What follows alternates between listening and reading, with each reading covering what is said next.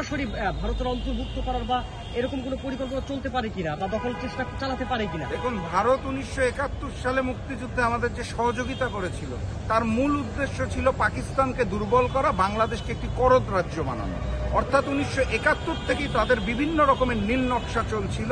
যেমন শেখ মুজিবুর রহমান যখন ক্ষমতায় ছিল 25 সালা গোলামি চুক্তি হয়েছিল। শেখ হাসিনা ভারতের সাথে যে চুক্তিগুলো করেছিল সেগুলো কখনো জনসম্মুখে প্রকাশ করা হয় নাই।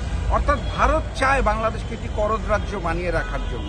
শেখ হাসিনার বিদায়ের পর, কারণ শেখ হাসিনা ছিল আওয়ামী লীগের ভারতের কৃতদাস, ভারত ছিল শেখ হাসিনার প্রভু। যখন শেখ হাসিনার পতন হয়েছে তারা বাংলাদেশকে করদ রাজ্য বানাতে পারছে না, আগ্রাসন করতে পারছে না। তারা বিভিন্ন নীল নকশার মাধ্যমে চট্টগ্রাম দখল করতে চায়, বাংলাদেশকে অস্থির করতে চায়। আপনি খেয়াল করবেন, গতকালকে আইনজীবী সাইফুল আলমকে হত্যা করার পর ভারতীয় মিডিয়া বলেছে এই সাইফুল আলম নাকি ছিল ইস্কনের আইনজীবী, এই কারণে তৃতীয় পক্ষ তাকে হত্যা করেছে।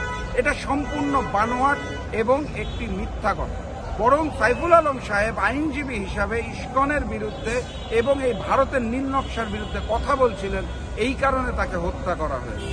এখন ভারতের বলিউডের যারা ডিরেক্টর মুভি স্ক্রিপ্ট লিখেন, সস্তার স্ক্রিপ্ট রাইটারকে দিয়ে সম্ভবত গল্পগুলো লিখানো হচ্ছে। এই কারণে মানুষ আসলে ঘৃণা নিয়ে প্রত্যাখ্যান করছে ভারতীয় মিডিয়ার এই জাতীয় কথাবার্তা। ঠিক আছে।